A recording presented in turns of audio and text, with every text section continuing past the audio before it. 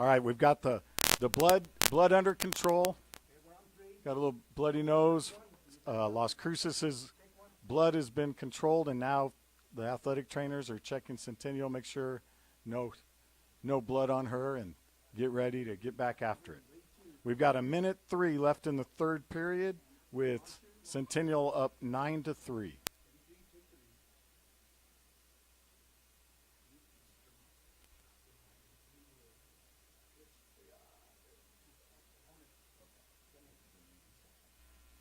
All right, so we get back to the third period. Cotto from Cruces is on bottom. Frazier's on top. Las Cruces has got to be looking for a big point move. They want to be looking for an escape right to a takedown or a reversal near going to back points. Frazier's trying her best to make sure she keeps Cotto's head on the mat and keeps her in a little safer position.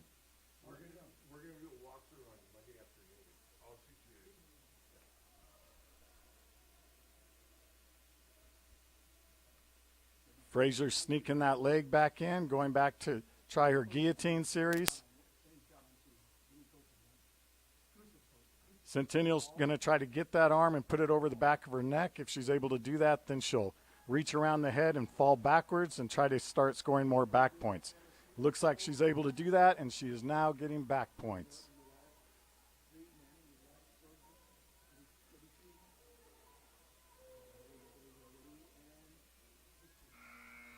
And that is the end of the match with Frazier coming out on top.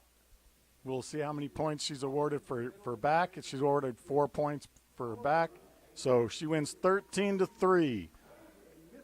That earns Centennial 4 team points with a major decision.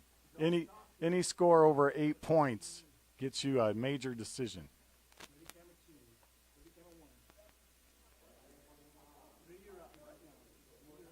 Las Cruces is receiving a couple more forfeits. Look like Jazz Rivera just got a forfeit at 120.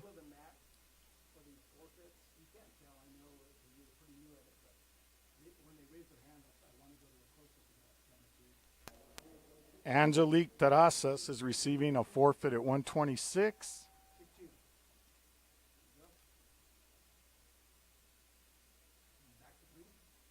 And the next wrestler for Las Cruces is Marissa Cervantes, who is also going to receive a forfeit in the 132-pound weight class.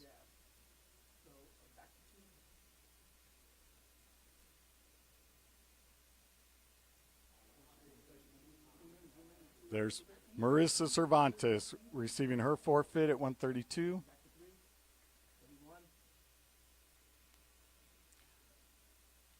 With wrestling, if you have a wrestler in a weight class and the other team doesn't have it, you get your forfeit. And there, Paige Atma gets her forfeit at 138. And with the forfeits, that now puts the score, waiting for him to update the score. It looks like it'll be 43-4 right now for Las Cruces. And our next match will be at 145. We have Jackie Castillo from Las Cruces and Annabelle Padilla from Centennial.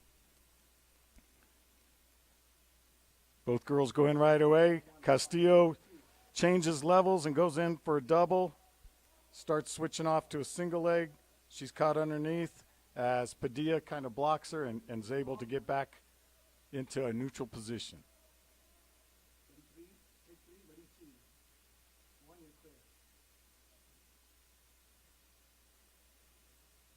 Both wrestlers kind of feeling each other out right now, trying to see where their strengths are.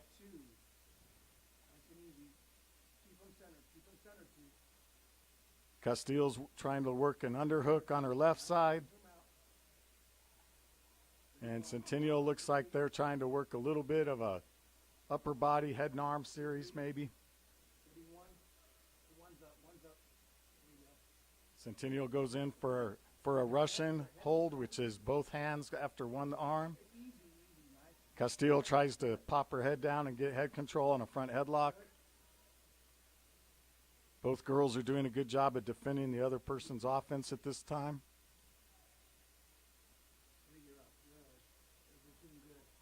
With 45 seconds left, both coaches are probably trying to remind the wrestlers short time. Castillo gets in on the leg, and Padilla goes to sprawl and is able to sprawl and push Castillo back out of her position.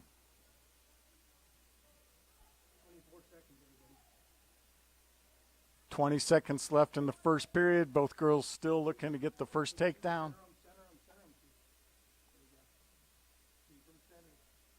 Castillo's in for her third shot. She's driving. She's got a double leg. She's finished at short time. She's able to keep her feet in bounds and secure a takedown right as the buzzer rings for the first period. Castillo is now up 3-0 after her takedown at the last minute. Centennial defers choice, gives it to Castillo. Castillo chooses neutral, and they're back to the second period, both starting on their feet.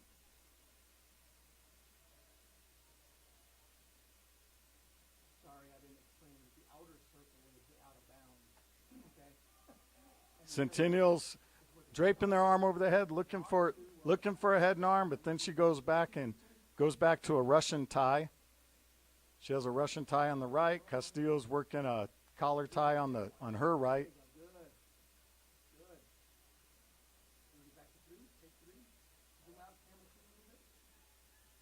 Both girls look like they're working a lot of the collar tie series, a lot of tie-ups.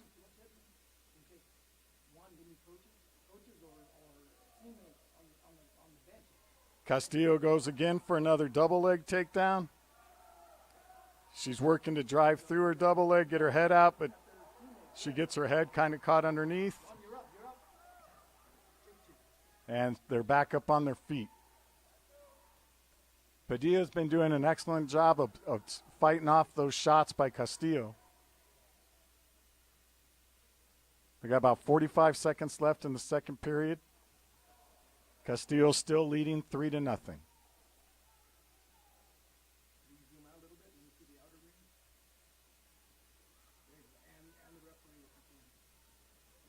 Padilla started a shot, gave a little fake shot, see what Castillo would do.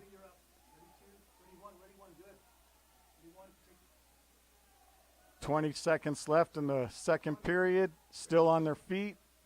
Both wrestlers looking to try to score here in the what the wrestlers and coaches like to call short time. You always want to try to score in the last 20 seconds of a match. And there goes Centennial going for her head and arm. She hit the head and arm, puts Castillo on her back. Castillo's fighting.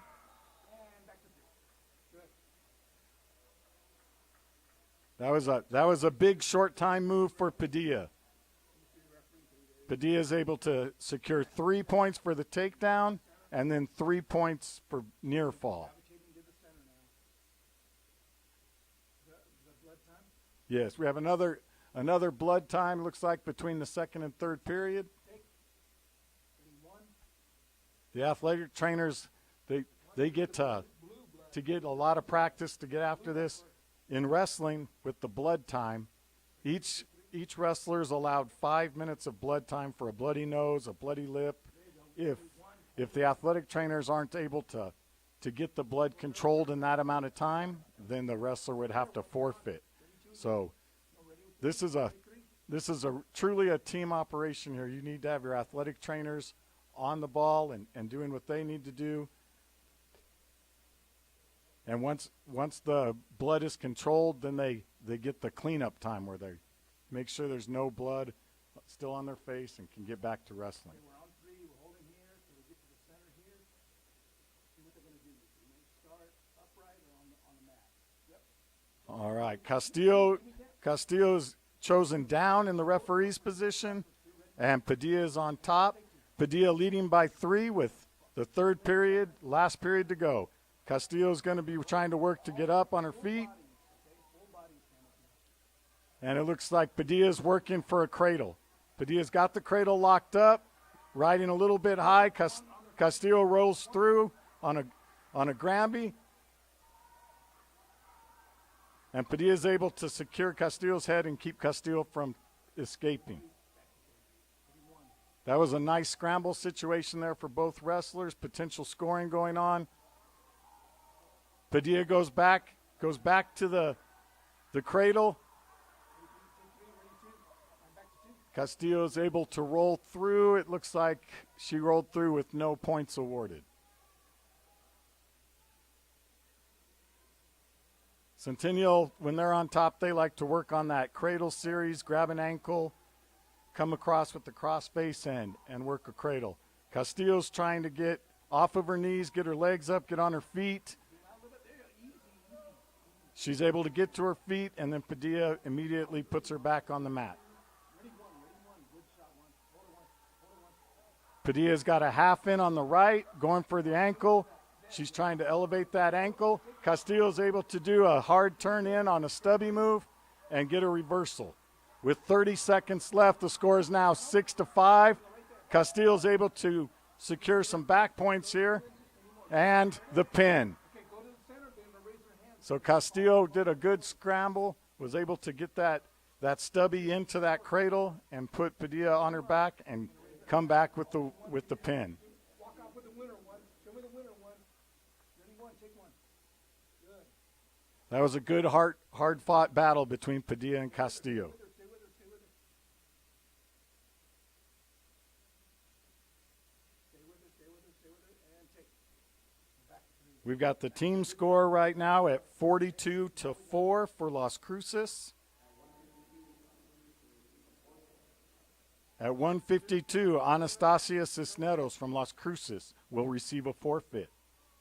Next up is the 165-pound weight class, which will have Ellie Zoller from Las Cruces and Nalani Chavez from Centennial. Ready, and take. And start it right away.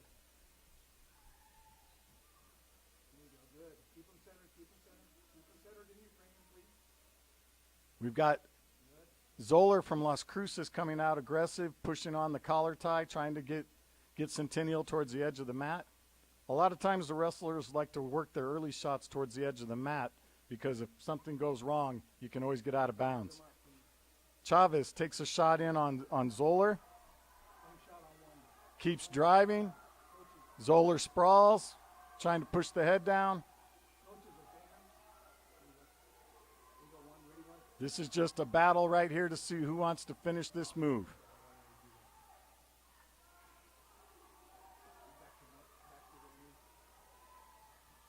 Both struggling. Zoller's got the sprawl going. Zoller's able to sprawl and have Chavez lose her base. So now Zoller's on top, running a half.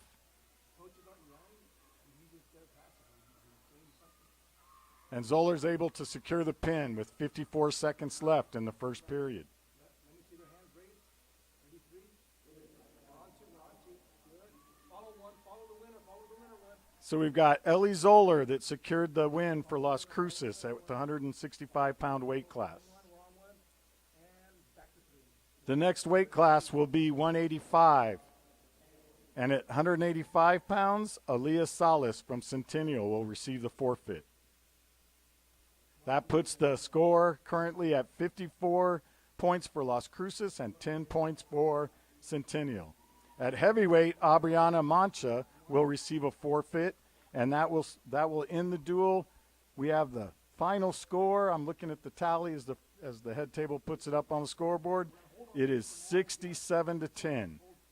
That will be the final score for the girls' duel this evening. The girls will go shake hands, and both teams start preparing for their regional tournament. The girls' regional tournament will be in Berlin on February 7th or 8th. It's going to be announced. I believe it's going to be February 8th. Thank you, three, for saving me on that. Ready, three. Ready, one. Take one. Good.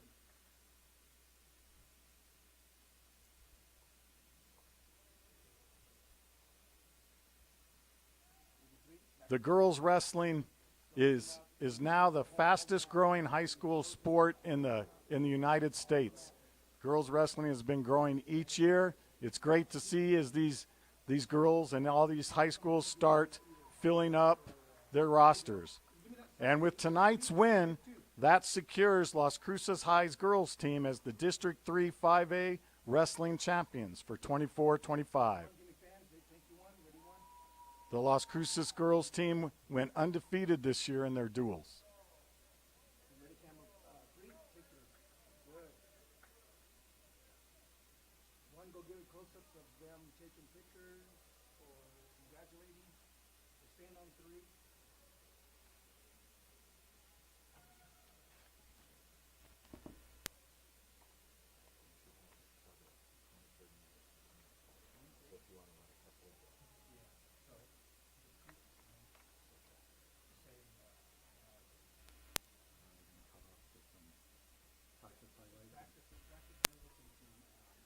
Next up, for your enjoyment, while we wait for the boys' duels to begin, we're going to cut off to some footage from the Las Cruces wrestling practice and some introduce a couple of the wrestlers from Las Cruces High.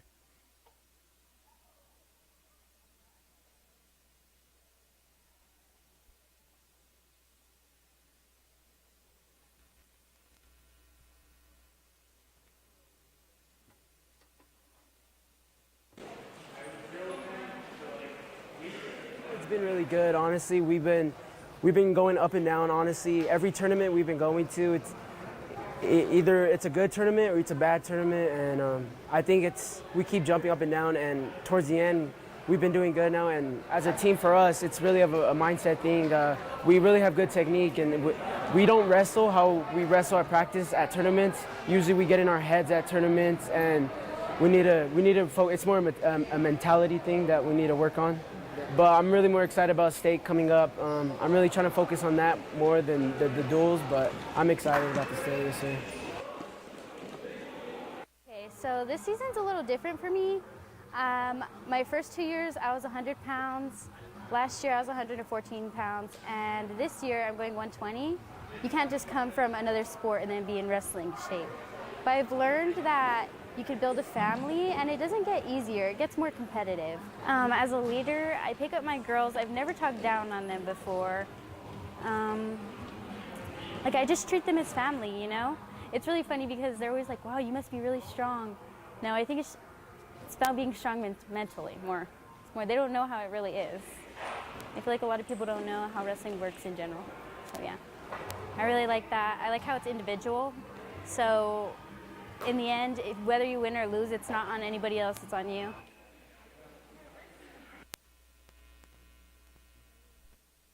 All right, well, we have the boys' teams all warming up. We have Las Cruces on the mat warming up, and I'm sure Centennial's probably in their wrestling room warming up right now, so we'll be starting here shortly.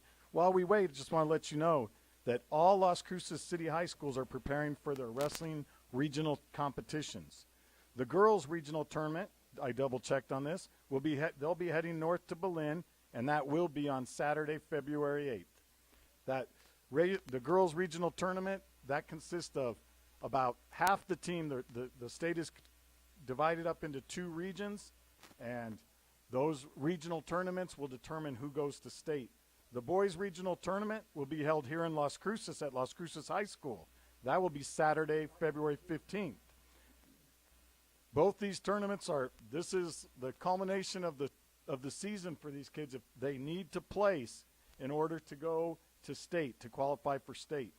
The way you get to state, you place in the top 7 from each weight class. That advances you to the 2025 New Mexico State Wrestling Tournament. That puts 14 wrestlers, 7 from each region. That puts 14 wrestlers in the state tournament. The state tournament is a 16 bracket tournament. So what they do is they have 2 wild card spots after that. So if the kids do not place in the top 7, then they have to wait and see who the 2 wild cards are. And what happens is the NMA runs a report, and they find the 2 wrestlers that have the best records in each weight class that did not qualify for state, and those 2 will be selected as the wild cards. That's something that they do. It's good because if you have a wrestler that, had an injury or had to sit out at regionals and wasn't able to finish in place, but they had a good record over the year and it was a minor injury or something, and they're able to return before state, they would become the wild card. And that's always a good little safety net for the kids if something happens at regionals.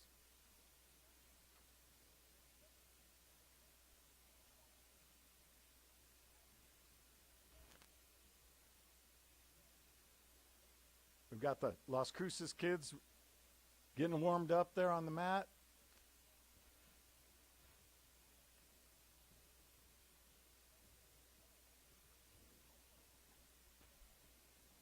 See the girls over in the corner admiring their banner. That's a neat thing for the girls to start getting the district champion banners to go along with the boys. The girls for Las Cruces have won district the past couple of years, and the boys for Las Cruces are on a 6-year run or 7-year run for the district championship as well. So tonight, Centennial's going to try to put a little kink in that run and make sure that they give Las Cruces some competition for that district banner. These are the top two teams in the district meeting tonight for this duel.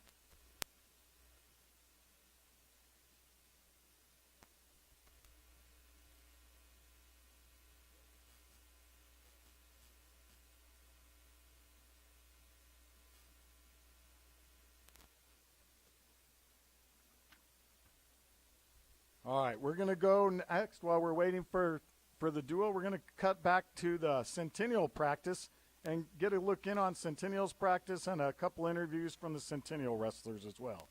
Stick around and enjoy the video.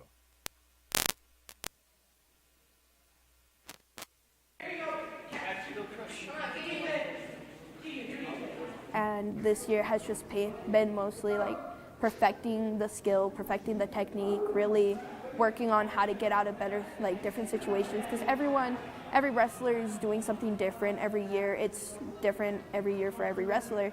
So everyone is having to build at some pace, and this year has just been building and working on getting better. But when I shake their hand, everything goes away, and I was in the moment. I like going to an outside single, or I like doing tilts, or I like leg riding.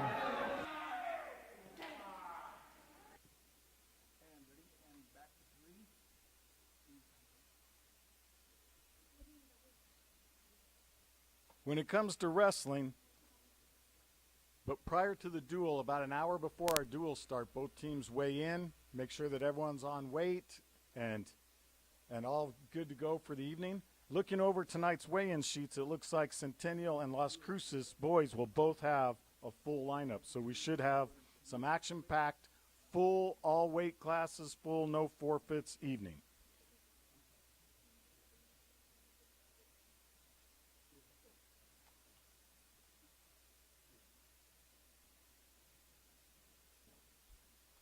As both coaches prepare for the duel, I say that it's a full lineup, and we should have a full bout sheet for tonight. But sometimes coaches do some strategies when it comes to this. We're wrestling for the district championship, but at the same time, these kids on an individual basis are also wrestling for their seeds at the regional tournament. So sometimes you may have a wrestler that has beat someone 2 or 3 times, and a coach may decide, you know what, I'm not going to wrestle against this guy again, because why give them a chance to beat us? So there can be some little bit of shifting around. Wrestling duels are like a chess match. I'm looking over the weigh-in sheets for the evening, and it looks like Las Cruces weighed in 2 people at each weight class for the evening. So as they come out on the mat, we'll figure out which wrestler it is and call them out. For Centennial, they have a few weight classes as well that have 1 or 2 kids that weighed in at the same weight. So as they get on the mat, I'll do my best to let you know exactly who it is on the mat, and we'll give these kids the recognition that they deserve.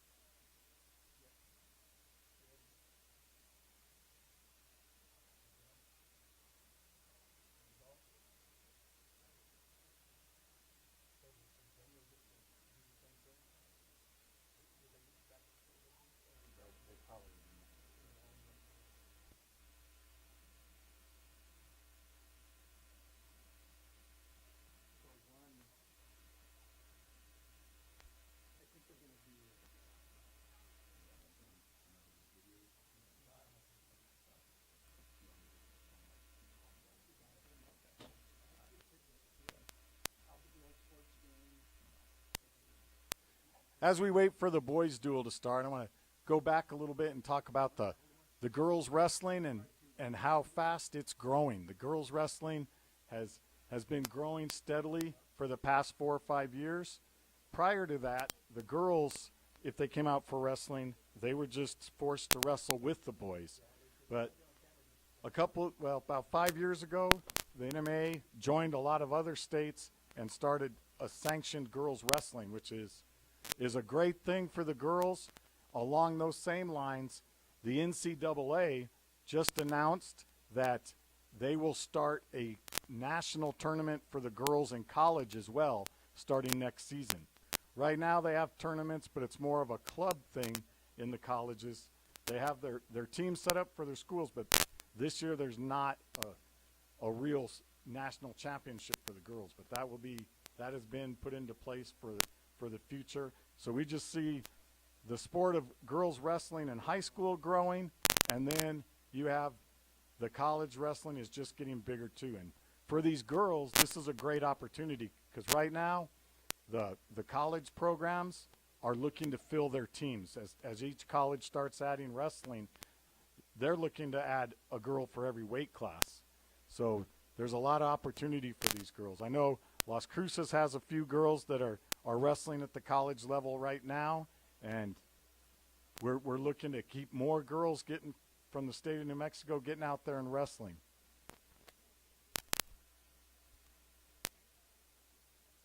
On the boys' side, looking for a preview for tonight's duel, it looks as if Centennial has weighed in about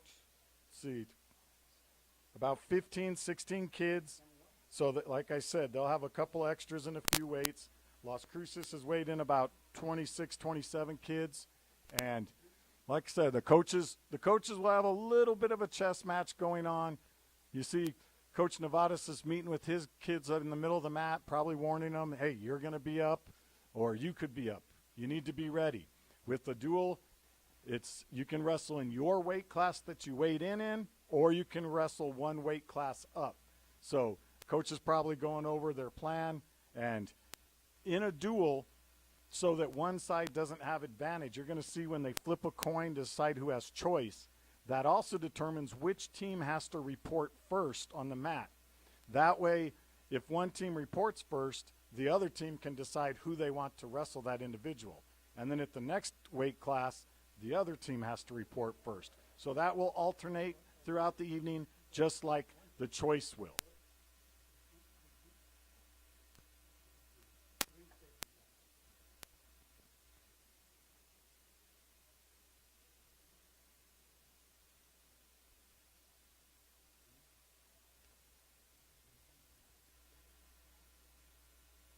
Now that Cruces is done warming up, we got either Centennial may come out, and they may come out and warm up in front of the home crowd, or sometimes Coach Abeda might say, you know what, we're gonna mess with Cruces a little bit, and we're already warming up in our wrestling room, and we're gonna come out and we'll be ready to go.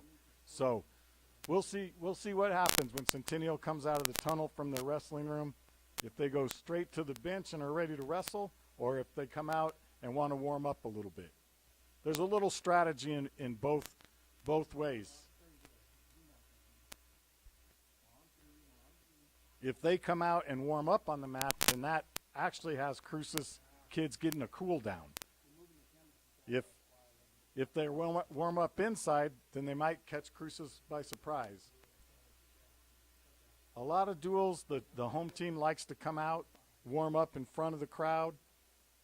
I know with Centennial this evening, it was senior night, so they were able to introduce all their seniors and honor their seniors prior to the girls' duel. So it looks to me like Centennial's going to come out and be ready to wrestle right away.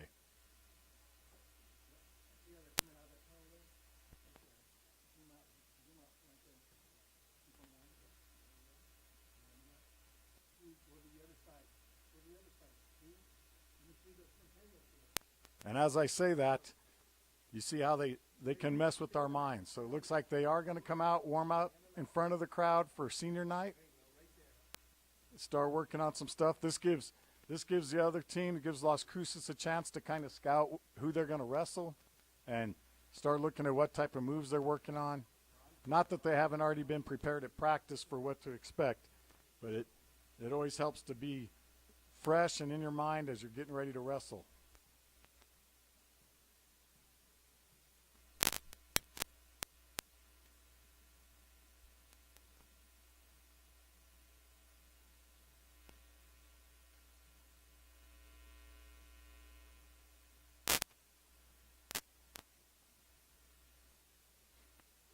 While Centennial warms up, once again, I want to remind everyone that the girls' regionals will be in Berlin this year. Berlin on February 8th. The regional tournament will be a one-day tournament. Get in there, try to place top 7, secure your spot going to state. The boys' regional tournament has returned to Las Cruces for the second time. Las Cruces High School will be hosting the boys' regional tournament on February 15th. For anyone here in town, we encourage you to get in there and give these kids the support and cheer on these guys as they go get ready to get to state. The regional tournament at Las Cruces will be starting at 11 or 11:30. It depends on the weigh-in times, but it'll be starting around 11:30, and then the finals should be starting somewhere between 3:30 and 4. So that gives you a nice activity to spend the day in the gym cheering on these high school athletes from all around town. We'll have Mayfield, Oregon Mountain, Las Cruces High, Centennial, Gadsden, all the local teams will be here trying to do their best to get ready for state. On the regional end, the regional tournament that Las Cruces is hosting is primarily teams from the south with a few Albuquerque teams sprinkled in. The teams that regionals have for the south region from Albuquerque are Albuquerque High, Atrisco Heritage, Los Lunas High School comes down, and it should pan out to be a very competitive regional tournament. Right now, a couple of the regional favorites would have to be Atrisco Heritage, Los Lunas, Las Cruces High School. Those are a few of the top teams here in the southern region. You always have tough individual contenders as well from each area. You have Hobbs, Carlsbad, Clovis, Roswell. That side of the state always has quality wrestlers and always do well at the regionals. Then you have, of course, our local teams have some good kids that are going to be going after it. So there'll be some good quality wrestling there on Saturday the 15th. We encourage everyone to come out and enjoy the wrestling for the day.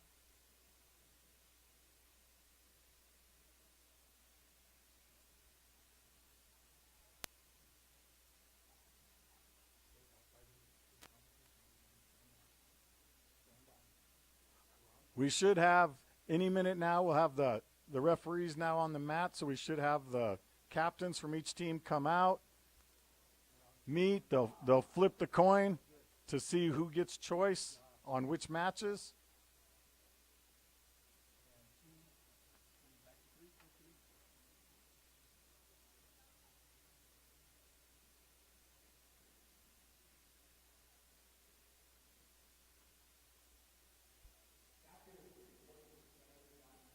All right, they're now calling the captains out to the mat.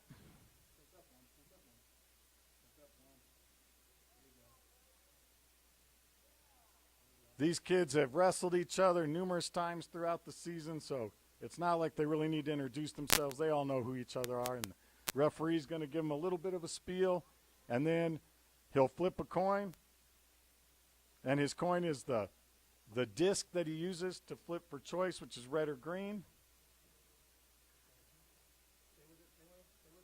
It looks like Centennial was the one that got to choose, and what Centennial chooses is odd or even matches. So the referees at the head table right now letting the scorekeepers know to mark which matches Centennial has choice.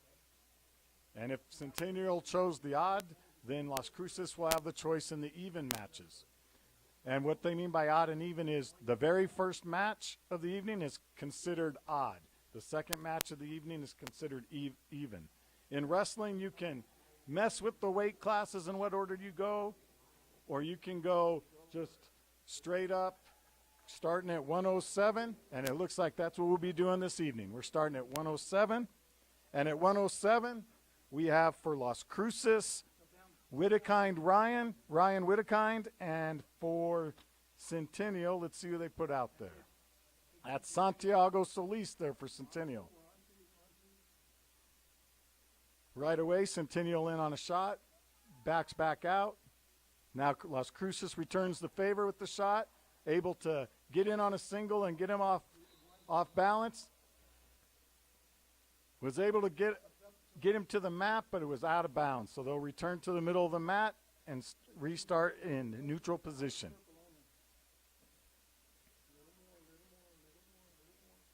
Whittekind goes in for another shot. Solis returns the favor again.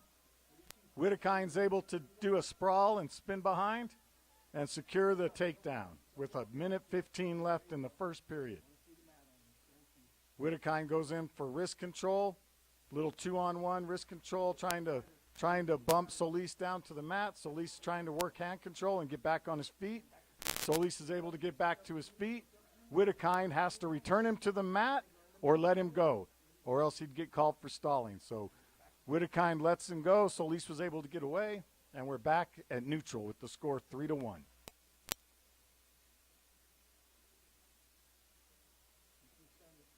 Solis in on a shot. Whittekind comes back. Defense, good run over. We just call it a run over, and Whittekind was able to run Centennial over straight to his back and secure the pin. With 37 seconds left in the first period, that's Ryan Whittekind with the pin for Las Cruces High School.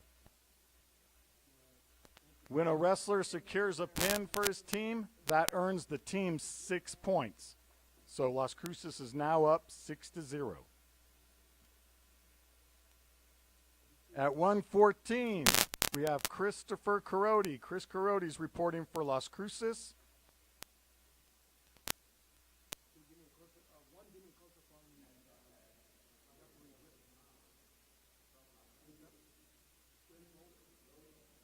And for Centennial, Santiago Montoya.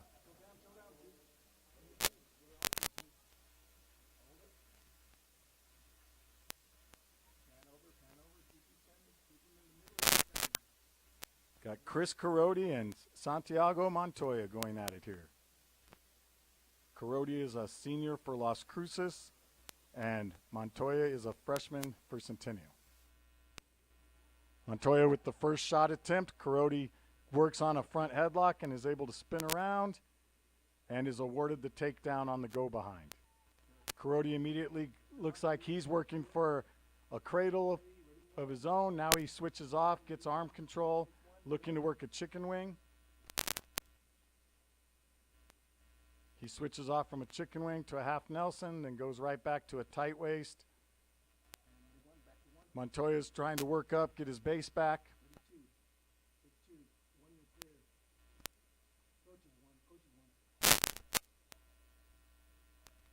Carodi keeps working for, there he goes, working for a butcher. Comes back, jumps back behind, switches back off to a tight waist. Wrist control. Carodi's working for a chicken wing, but he hasn't been able to secure Montoya's wrist. Montoya's doing a good job of keeping his wrist free.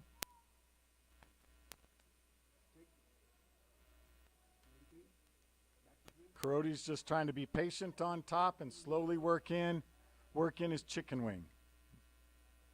Once you work a chicken wing, a lot of times on the opposite side, a half Nelson will open up, and that's what Carodi was looking for there. He worked one and then jumped to the other side. Montoya's trying to gather himself underneath.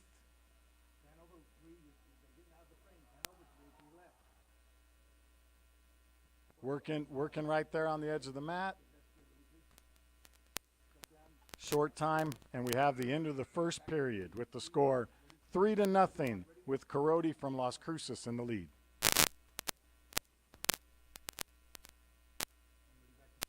Referees checking on whose choice. Centennial chooses top. When a wrestler chooses top right away, they're usually going to work a leg ride or look for a cradle series.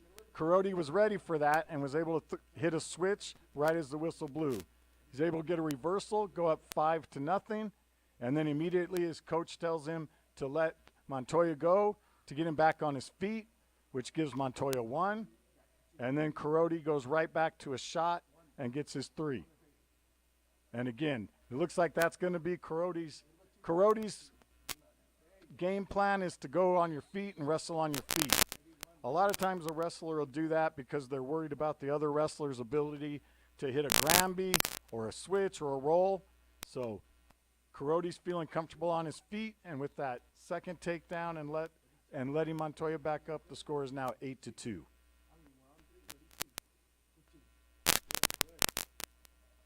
And Carodi's able to capitalize on Montoya's shot with the go behind. Montoya turns and faces, gets leg, gets Carodi to lose his hips.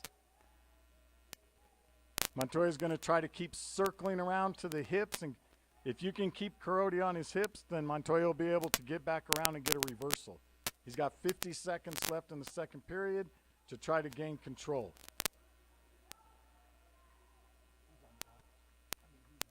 Las Cruces. And right now, that's what Montoya did. Montoya was able to make Carodi lose his hips, and he puts Carodi on his back and gets Carodi in trouble. Montoya is fighting for that pin. Carodi's battling off of his back, trying to keep his shoulder blade off the mat. He keeps fighting, and Carodi's able to fight. So Montoya did a great reversal and near fall. Now Carodi's able to reverse, so Montoya was able to score 6 points on his series, and then Carodi instantly reversed and was able to get 2 points back. That probably shows the strategy there. Montoya shows that he's got a dangerous cradle, and I'm sure that's why Carodi was trying to stay on his feet and stay away from that cradle that Montoya has. Carodi picks neutral in the third period, and Carodi's winning 13-8. Instantly goes in to get a shot.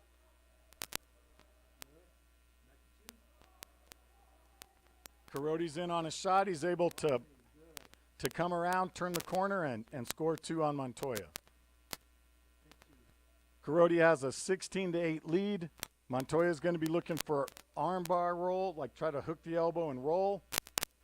Carodi's got to be careful not to get too high and give Montoya another 6-point move. And that's exactly what Montoya will be looking for here.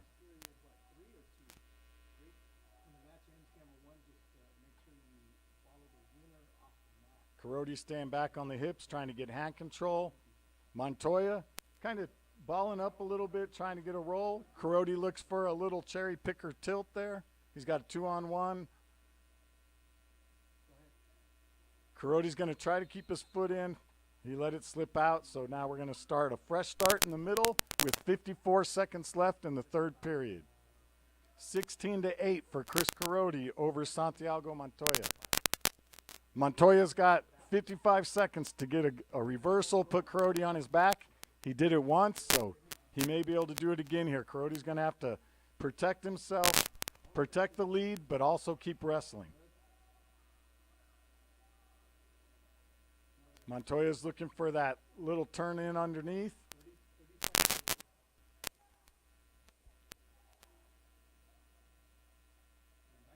Carodi's going to stay low on the hips.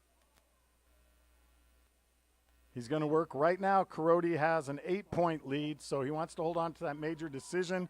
But Montoya is able to sucker Carodi into getting a little high, and Montoya's in a good spot to get a reversal. Carodi's battling, a nice little scramble situation here. Carodi doesn't want to give up any points and change the team points, but Montoya's doing his best to finish it off and put him on his back. Now, with the win, it'll be 16-10 for Carodi. Montoya did a good job of fighting and wrestling to the end. Chris Carodi is 4 points. As Montoya reversal in the last few seconds, he took away a point from Las Cruces' total score by turning the match back into a plain. Winning by 1 to 7 points earns your team 3 points. So now we have the team score at 9 points for Las Cruces, 0 for Centennial. Next weight class, we are at 121 pounds, and for Centennial we have and Las Cruces, Dominic Lopez. Is your cable loose? Is your cable loose? Make sure your cable's not loose. Right away, Lopez goes in for a shot. Duran's able to sprawl and regain his foot. Again, we have another shot, another quick shot by Lopez. Duran starts to fight it off, and Lopez is able to take him to the mat. Duran instantly turns and faces, so we got a takedown, then an escape. So the score is 3-1 Cruces.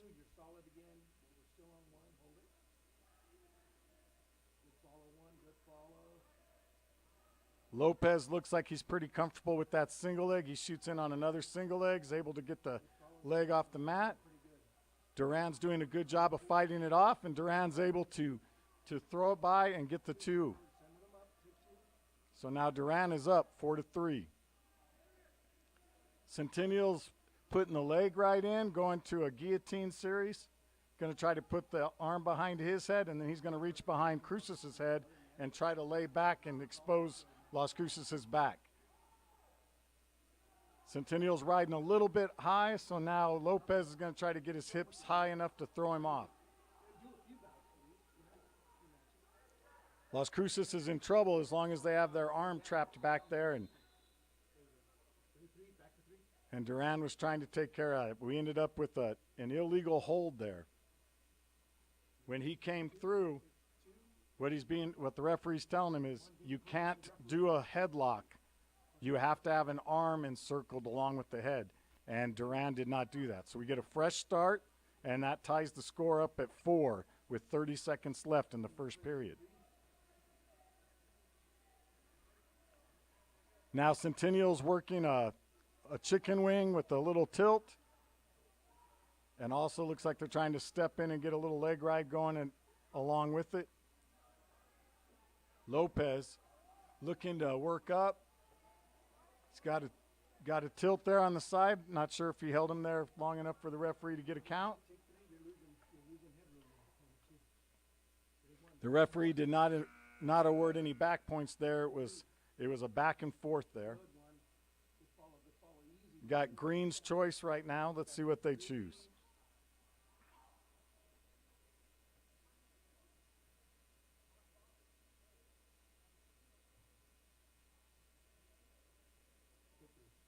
All right. Just like the match earlier, Centennial elects to choose top. They're probably going to try to utilize their cradle series. Las Cruces instantly tries to get to their feet. He's able to get to his feet, but didn't quite clear his feet and legs yet. Now he has got him away. Working a little front 3/4 to still no escape awarded yet. Centennial still has the arm. So Las Cruces has not proven that they've got away. Now Duran lets the arm go, and Lopez is able to score 1. So now they're back at neutral position with 1:20 left in the second period. Currently the match score is 5-4. 5-4 for Las Cruces. Las Cruces gets in on a shot, is able to take him down right in front of his coaches. The coaches are signaling to Las Cruces, let him up. So that shows that Las Cruces coaches are a little leery of Centennial's ability this evening to get Las Cruces wrestlers in trouble and get a reversal.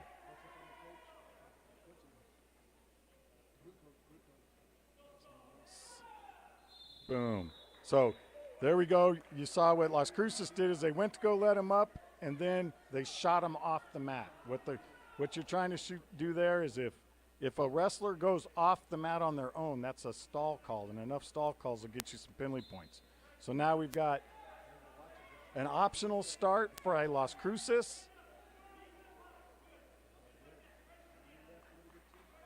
The optional start is a strategy to stop Centennial from their first move that they're normally practicing. So we've got Lopez still working on top. He's got the ankle, going to try to drive, look for an armbar series or a half. With 10 seconds left, his coaches are going to be telling him to try to ride him out, stay heavy on the hips, and don't let Centennial score any points right now and try to protect your 4-point lead. Centennial, on the other hand, is trying to get a quick reversal like we saw earlier in the evening. Going into the third period, Las Cruces looks like they're picking neutral, and Las Cruces is up 8-4.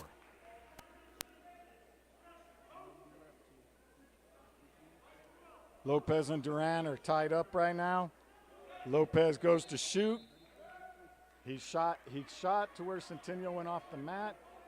You're going to see him trying to do that, and the coaches will start asking for a stall call on that if it continues. That's why Lopez keeps shooting right away on the whistle, trying to show that they're being the aggressor. Duran is doing a good job of defending the shot, but Lopez is able to finish it off and secure another takedown. Now he's working a little butcher series. He's able to get Duran to his back and start looking for some back points here. We've got the back exposure. And Duran's able to fight through it and regain position on his belly.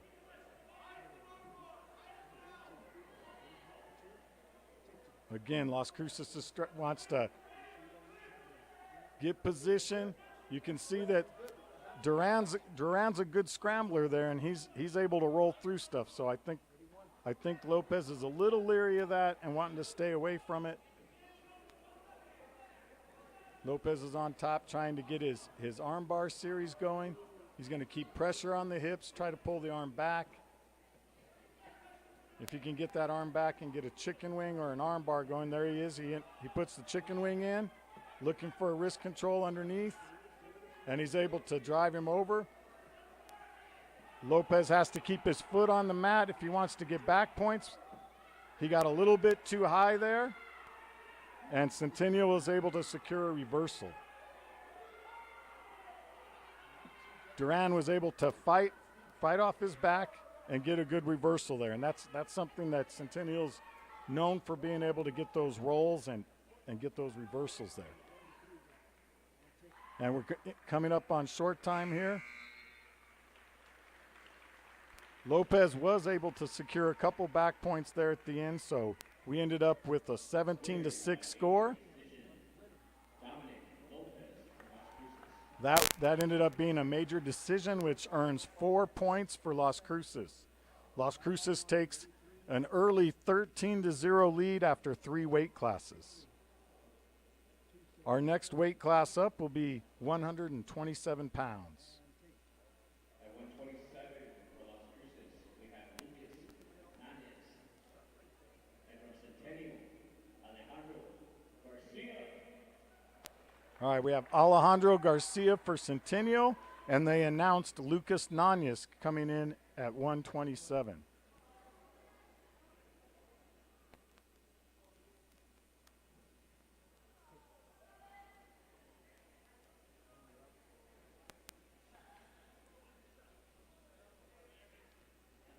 With Las Cruces and Centennial wrestling each other so much, like I had said before, they start getting used to each other. So a lot of times you come out, you get into these tie-up positions, a collar tie. You see these guys head-to-head, right up in real close, trying to block what the other person does while you walk the person into what you want. It's like a little dance out there. You want to step them right into your shot.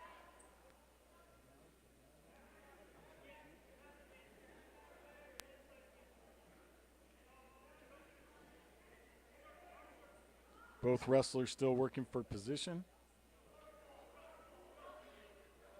You'll have the coaches wanting the wrestlers to circle. As you circle around, you get the other person to step a certain way.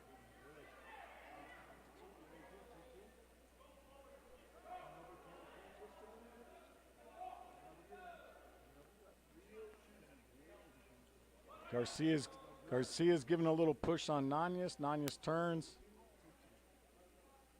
Early on in the match, we got Nanias, looks like he's trying to return to the center.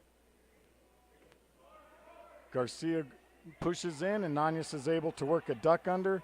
He's got to bring Garcia to the mat in order to score his takedown, and there he was able to do it.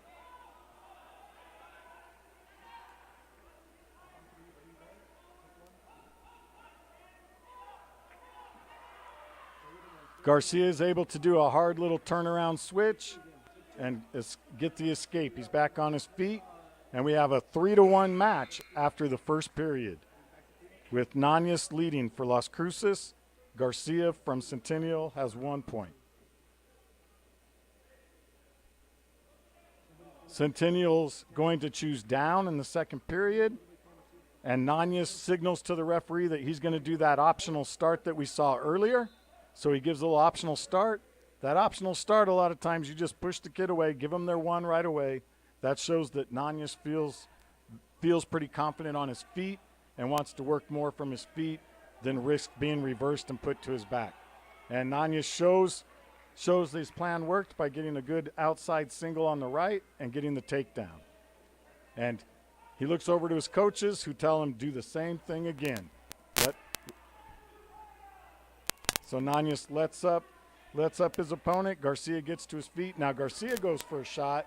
Nanias is able to catch the head with the little underhook.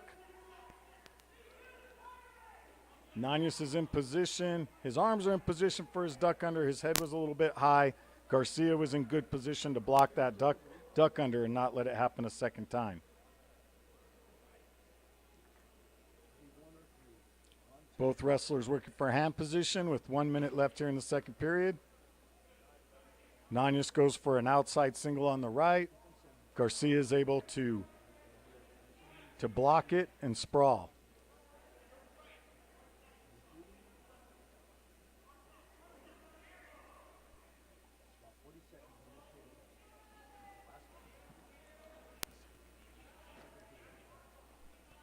So both wrestlers kind of feeling each other out here. I think they both figured out what the other person's trying to do.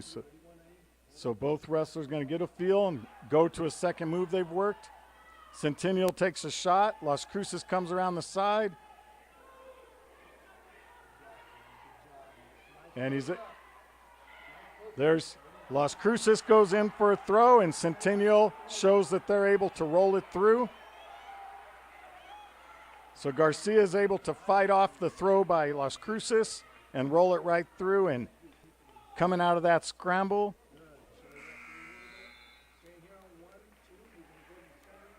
So what it looks like the referee did there was he said Las Cruces had control long enough that they secured the takedown, and then Centennial was able to get a reversal. And I think Las Cruces' coach is just clarifying, look, if that's what you did, the score should be this. And they're going over the score real quick, make sure that everything's close.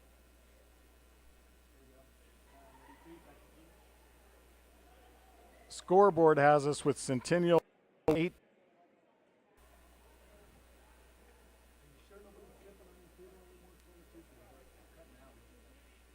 And that's what coach is clarifying. If there was an extra near fall given.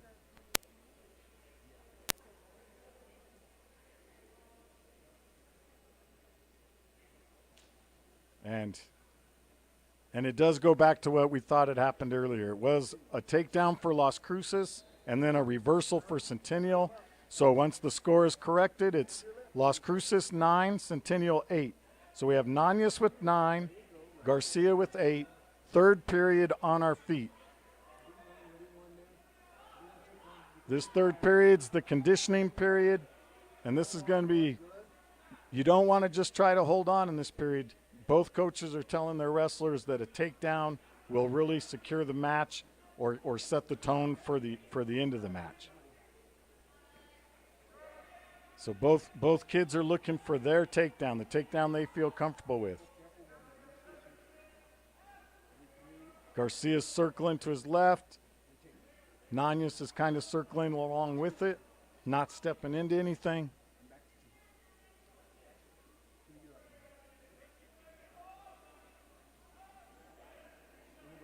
Nunez tries a little slide by.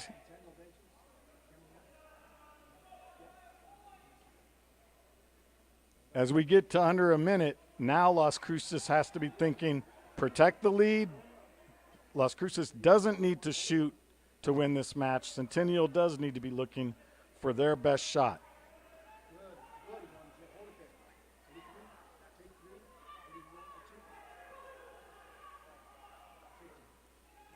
Las Cruces will be working little things like slide bys and things like that. They don't want to get underneath Centennial. They want to come around on the side. Centennial's got to look for one last ditch effort to get a shot going. He might try to trick Las Cruces here and go for something what we call head hunting, look for a head and arm and try to throw it as Centennial comes right, or as Las Cruces comes up. Now Las Cruces is going to just start protecting their lead. And Centennial was unable to get in on a shot. So in a very tightly contested match, we've got Lucas Nunez winning 9-8 over Alejandro Garcia. Stay with him, stay with him, stay with him. Two, stay in the center. Center of the mat. We're on one, we're on one, we're on one. And take two. Our next match of the evening will be in the 133-pound weight class. Las Cruces has a couple kids that they can choose from to put on the mat, and it looks like Centennial's going to be using Gavin Kellogg. Las Cruces decides to put Armando Ortiz on the mat. So we have Armando Ortiz versus Gavin Kellogg. Gavin comes in right away on a shot. Ortiz sprawls, does a little spin go behind, and is able to secure the takedown. Kellogg's trying to turn and face. Kellogg doesn't want Ortiz controlling his hips. Doing a good job of trying to get constant movement on bottom. Ortiz tries a little cherry picker tilt. Kellogg's trying to get his hands back. Ortiz trying to keep hand control underneath.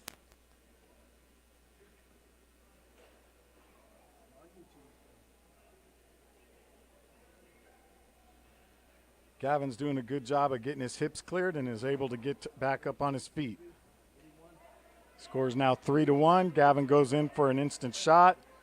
He gets stretched out a little bit on Ortiz's sprawl, and Armando Ortiz is able to get off to the side and do what's called a bow and arrow cradle.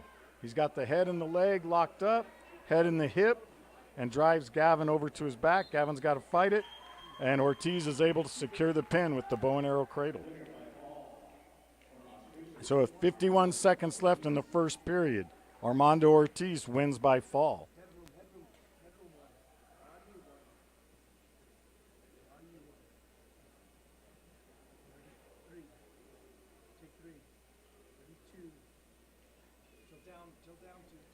Next weight class is 139 pounds. And we have Rowan Langell from Las Cruces reporting for Las Cruces. And for Centennial, looks like Zach Block. At 139 for Las Cruces, we have Rowan James Langell. For Centennial.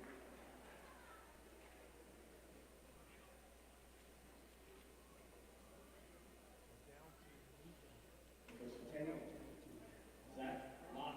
All right, that is correct. It is Zach Block that reported in for Centennial, and he will be wrestling against Rowan Langell.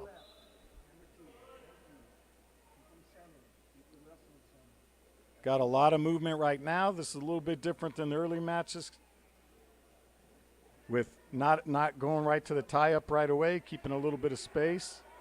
Block's able to get in on a single leg.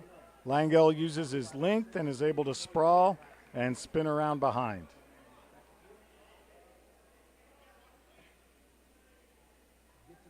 Langell's on the hips, looking on a 2-on-1, trying to bump him forward. Block is trying to gather himself underneath. Langell goes back to that, comes out front to see if he can get Block to open up, and it worked to his advantage. And Langell's able to secure the pin. Rowan Langell with the pin in 49 seconds into the first period. Lost.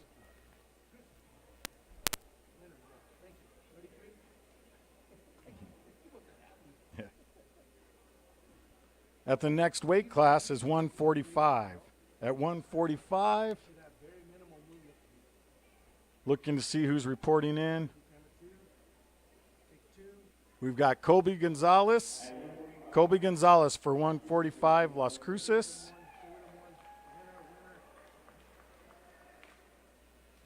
And let's see Centennial, who they have report. It looks like they decided to just award the forfeit to Colby. And that's a little strategy every once in a while. You have Las Cruces looking forward to see one of their better wrestlers wrestle, and Centennial forfeited, so that takes a little wind out of Las Cruces there maybe. We're up to 152. At 152, we've got Wyatt Gibson wrestling.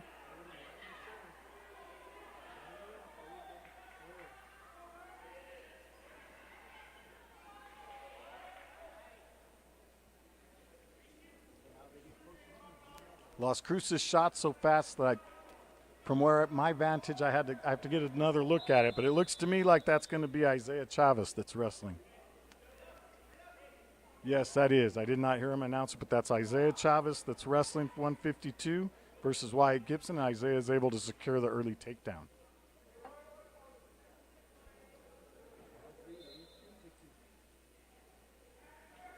Gibson tries a switch. Isaiah is able to sit back on it and kind of let him catch right into to trapping his arm, and Isaiah is able to put him on his back.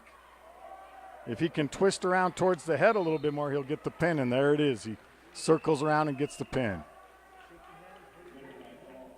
So another first period pin for Las Cruces. Isaiah Chavez in 46 seconds with the pin. Looking at the team score right now, it looks like Las Cruces is ahead 40-0. 40-0. Las Cruces has taken control of the duel. At 160, we have Carlos Gamboa from Las Cruces versus Gabe Garcia of Centennial. Carlos Gamboa gets shot on really quick.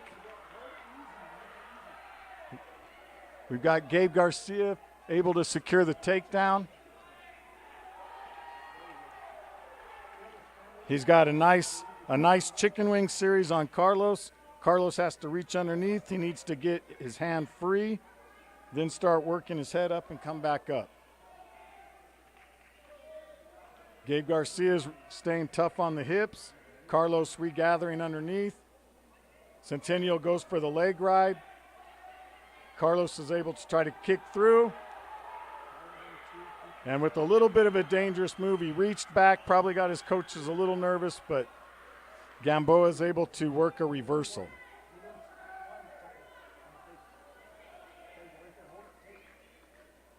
Now it's Gamboa's turn on top to try to get a little bit of hand control. He pushes the head down, goes back to Las Cruces, feels like they've got the advantage on their feet, so he lets Garcia go, gives him a point, so now Garcia's up 4-2. A takedown's a 3-point move, so Gamboa's thinking if he can get a takedown here, he'll go back up by 1. Garcia's looking for that takedown to secure a good lead here with 30 seconds left. Both wrestlers in a quick little scramble position. Gamboa is able to come out on top with the scramble and put Garcia right to his back and hold on for some back points. Gamboa needs to adjust, get the head off the mat, and then that'll help with the pin. And he's able to do that right there. Another first period pin there for Las Cruces. And we now move to a 46-0 score. Carlos Gamboa with the first period pin over Gabe Garcia.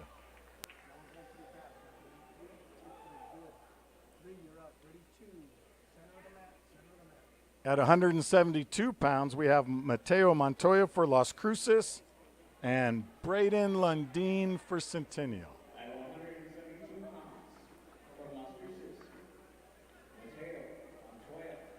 And from Centennial, Braden Lundeen. All right, we're looking for a competitive match here. Mateo with a little bit of a mental mistake there. He came out with a wristband or something on, which if you report to the mat with any equipment that isn't necessary for wrestling, you automatically get penalized a point. So as we start the match, Lundin starts off with a 1-0 lead.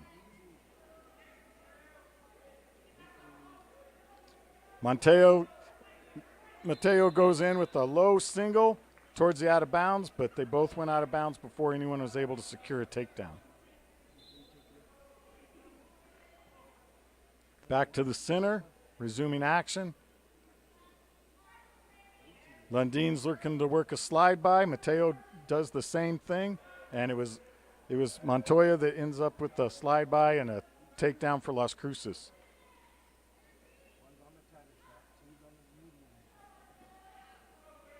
Mateo instantly goes in looking for his chicken wing series. Both of them are fighting for hand control underneath. Lundin's able to not let Montoya get the hand control. That keeps Montoya from being able to secure that tilt. Montoya's going to go right back to the same series, looking for that chicken wing, looking for wrist control. He goes for both wrists. Once he gets both wrists, he can just post the wrist and run around the head, see if he can get back points that way. Lundin's able to scissor kick his hips and prevent Montoya from scoring any near fall points there.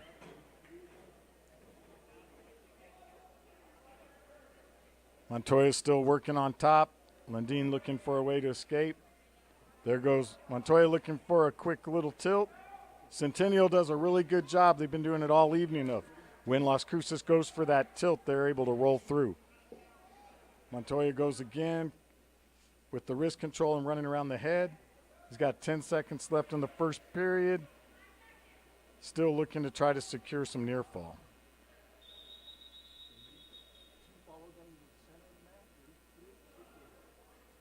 Looks like they got an illegal move. They got Montoya for probably slipped into a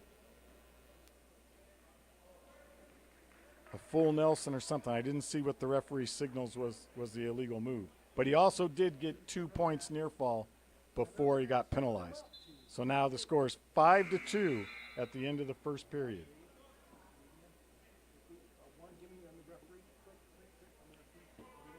All right, to start off the second period, we have Montoya's on bottom and Lundin is on top.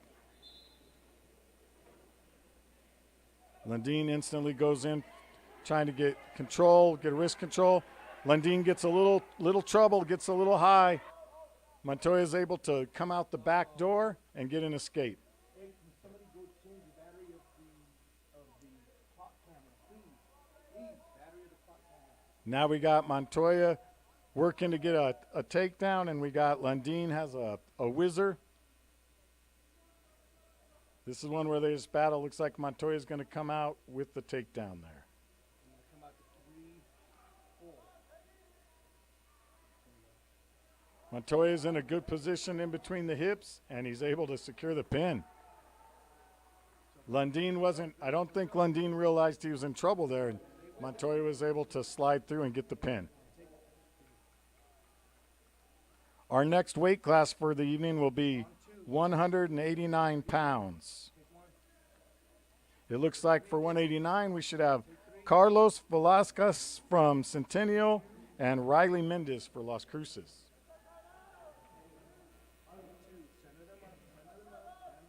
That's Carlos Valesquez from Centennial and Riley Mendez from Las Cruces.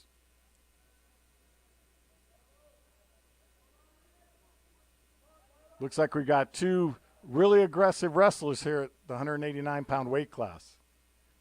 Both feeling each other out.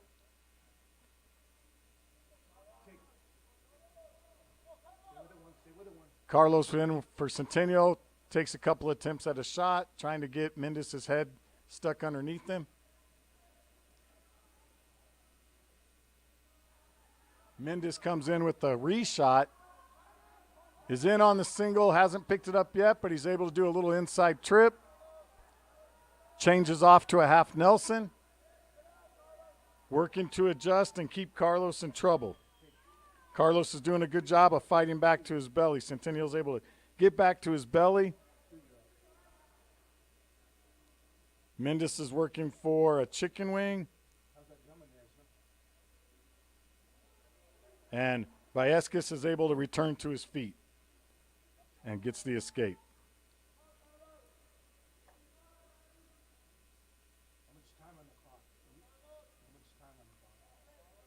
Mendes gets in on a shot, trying to turn the corner. Vallecas does a good job of fighting Mendes off again.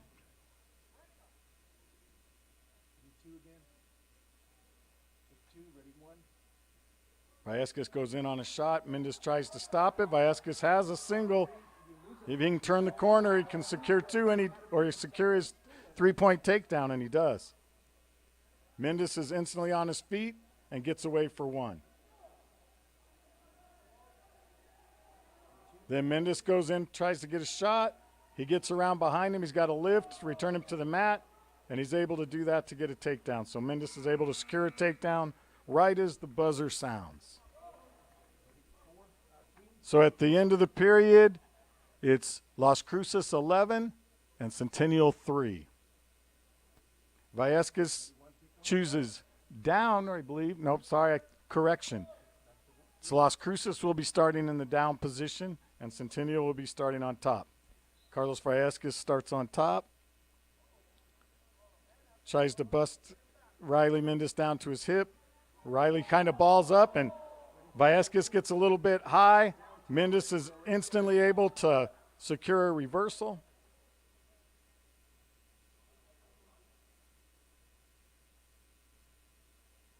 He's got a wrist and a half and runs it, and that's a dangerous combination. If he can adjust and settle, that'll put Centennial in a bad spot. And sure enough, Mendes is able to secure the pin. That was just an old traditional wrist and a half and run around and lock it up.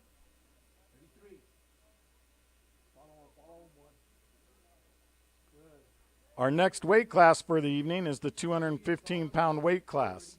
We have Alessio Cisneros from Las Cruces and Elijah Della O from Centennial.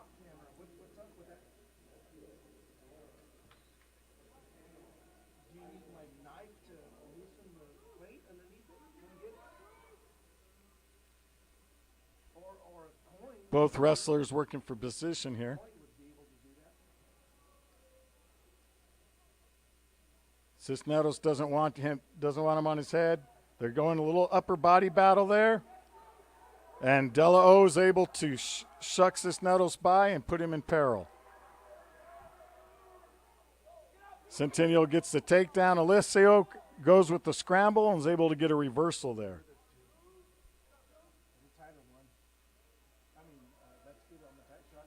It looks like Della O likes to reach. He's reaching back, trying to secure that elbow and set up a little Granby roll, a little elbow roll. Got a few different names for what he's trying to set up. Alessio has to be aware of that and not get too high on Centennial.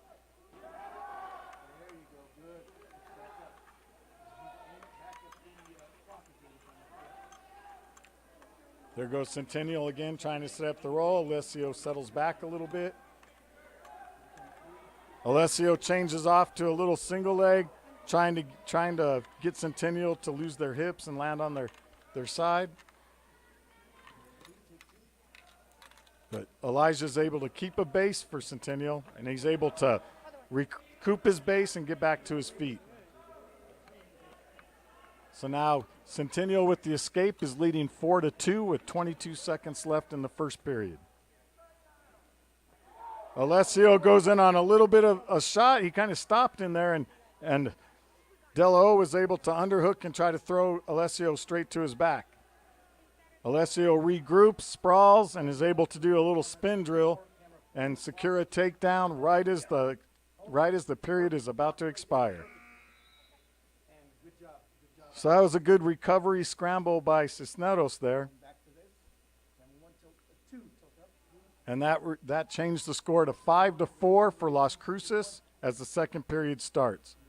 Las Cruces is on bottom, Centennial's on top. Right away, Cisneros tries a switch and then a little sit out. He's able to turn and face Della O and do a little shuck by to score a reversal. Della O is setting up a base. I think Della O's kind of wanting to see if Alessio gets high a little bit again so he can try a roll. Alessio is doing a little cross face, trying to do a little bob wire butcher. He is able to break into his hip. Now he's probably going to circle around the front, try to get some back points out of it. If he doesn't, he'll switch off to the other shoulder and try to go the other direction. Las Cruces keeps just changing directions and is able to get Della O's shoulders to the mat and secure another pin.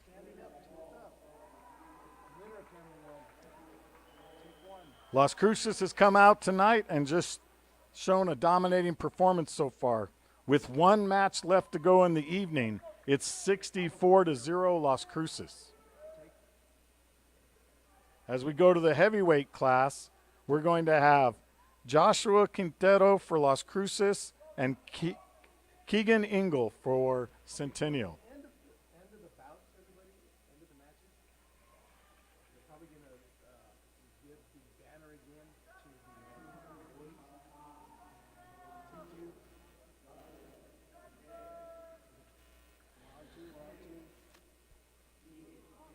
TQ. All right, we got Josh Quintero with the underhook throw by right away. And Ingle's able to turn and face and not give up the takedown.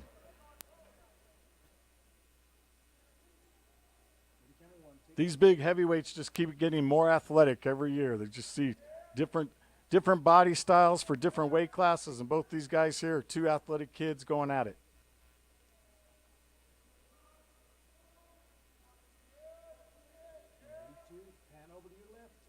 There goes Centennial looking for a head and arm. Quintero drops his hips and ducks underneath it. Needs to secure the takedown by showing he's in control, and he's able to do that. So Quintero scores the early takedown of the match, and Ingle's going to try to recoup, get on his base. You can see that Quintero might be a little bit worried about the roll, so he's not putting all his weight on Ingle. He wants to stay back on the hips. Probably been watching the other matches early this evening and seeing how Centennial's been being successful on that roll. Centennial loses his hips for a second trying the roll, but is able to recover and get an escape from Quintero. We got 30 seconds left in the first period with the score of 3-1.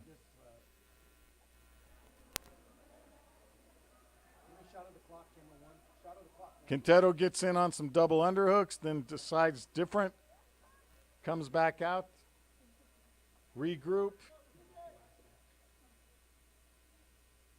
Both wrestlers kind of regrouping, trying to look for position. Centennial goes in on a high crotch. Has Quintero's leg trapped underneath. If he can circle towards the hip, then Ingle will be able to score a quick takedown here as the period expires. Oh, just not quite in time. Centennial did a good job of putting him in trouble and just didn't quite get it.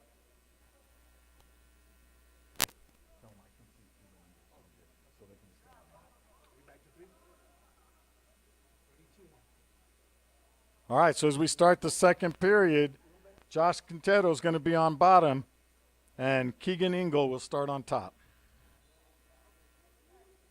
Right off the whistle, Quintero tries to get a base. Ingle goes for a tight waist far ankle, breakdown. Ingle's able to break Quintero down. And now he works up towards the wrist, trying to look for some wrist control and find a way to turn Quintero over. He's going for a little stack move. Oh, he loses his hips, and Quintero's able to sneak around and get the reversal. Quintero immediately goes to a half. Ingle does a good job of looking away and peeling it off. Ingle gets up to his feet. Quintero has to bring him back to the mat or let him go. And Ingle keeps working. Ingle does a little reach back, turn and face.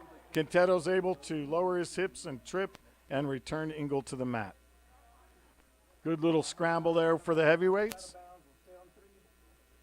Quintero's holding on to a 5-1 lead with 1 minute left in the second period. He's in a little tricky spot because he wants to try to turn Engel over, but if he goes too far off to the side, they'll be called off the mat. So he wants to try to keep Engel on the mat, and there it is. Engel's able to get off the mat and get a fresh start. Follow them to the center, 3. Follow to the center, 3. 32. We've got 47 seconds left in the second period. Engel's on bottom. Quintero will be on top. You can see Engel's in a nice tight base on bottom, so that usually means he's going to try to work a sit-out or a roll. He's able to get a sit-out really quick, turn and face Quintero, and make it a 5-2 match with about 30 seconds left.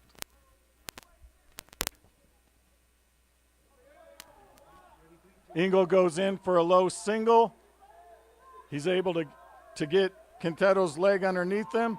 They're in a quick little scramble position here. Quintero goes into the legs. This is a high hips win situation, and both wrestlers are going to try to get their hips higher than the other wrestler. Right now, Engel's in a really good position to keep spinning and put Quintero in trouble, but Quintero's doing a good job of keeping Engel's arm trapped to where he can't get around onto the hips. And we end up in a no-score situation right there.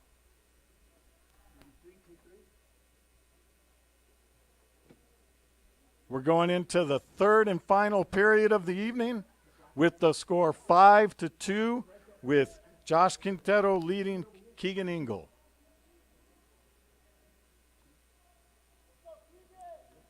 Josh Quintero chooses down, and Keegan Engel will be on top. Quintero comes up, tries to do a little knee slide stand up. Engel's able to stop it with a tight waist far ankle.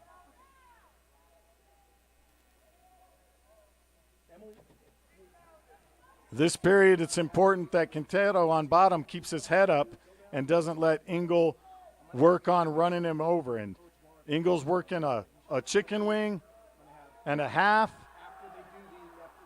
And he's taking advantage of Quintero having his head down, keeps working it. Quintero's fighting it. Quintero's trying to get to his knees, and good little battle there with Engel. Engel trying to turn him over, and Quintero's there to not get turned over.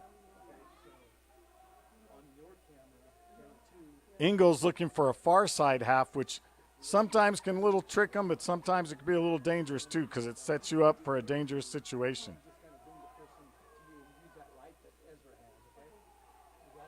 Engel loses his hips and Quintero's able to push in. Quintero's putting a half in with 45 seconds left, trying to drive and put Engel to his back. It's got him in a bad position right there where Quintero may be able to secure the pin, and he does.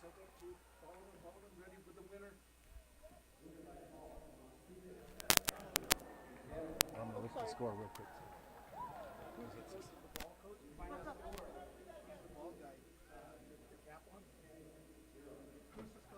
We've got a final score here of 71-0 for Las Cruces. Las Cruces, with the win, has secured another district championship.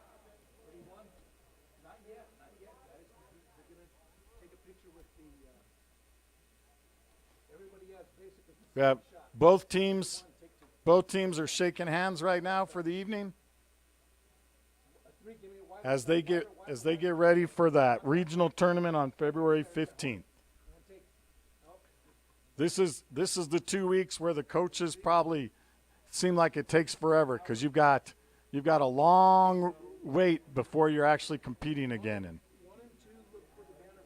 you just work your kids in practice, try to refine their skills, make sure no one's getting hurt in the room these last couple weeks. We've got Las Cruces High School on the mat accepting their District 3 5A district champion banner.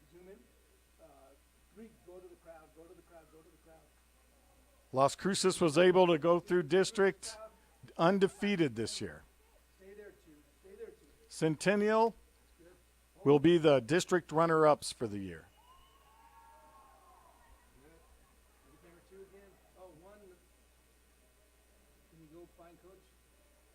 You guys, thank you for watching the duel tonight. We're gonna try to run down a couple wrestlers or coaches, see if we can get a few comments to close out the evening. Give me wide shot, please. Hold it right there in center.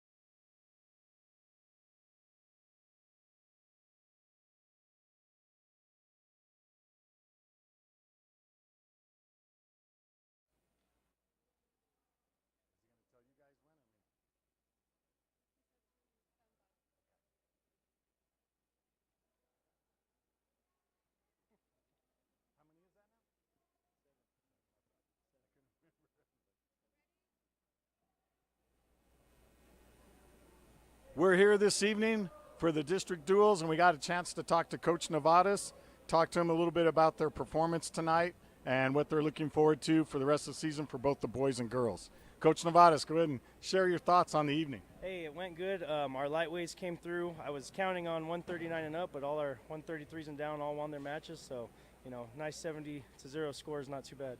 Yeah, that's a great statement as you guys go in for regional tournaments for the boys. I know you guys are hosting on the 15th for the boys. The girls are going to Berlin. You want to say anything about the girls and what they got going for regionals? Mention anyone that you're looking forward to? Yeah, we have a couple returning regional placers, returning state placers, Emberlyn Atma at 107, and then a couple of our other ones. We have a tough 8th grader at 138, and Paige Atma, Jackie Castillo's coming on, looking for a good regional tournament. I think the girls have a good shot to be a top 3 team at regionals this year. All right, we're looking forward to see what the girls can do there. I know we stole Mateo Montoya away too. He's missing out on some pictures, but we're going to let him come get a little camera time. So Mateo, let us know how your season's going, what you're looking forward to, and what you're looking forward to at state. Right now I'm 33-2. I've been the 2 seed at every tournament so far, and we're just looking to qualify for state pretty easy and go have a great state tournament. All right. Well, we look forward to watching you wrestle, Mateo. Good luck to you and the rest of the Bulldogs and the rest of the teams here in the district. So have a great tournament. Good seeing you. Thank you. And everyone, thank you for coming and joining us tonight. Have a good night. Thanks for watching.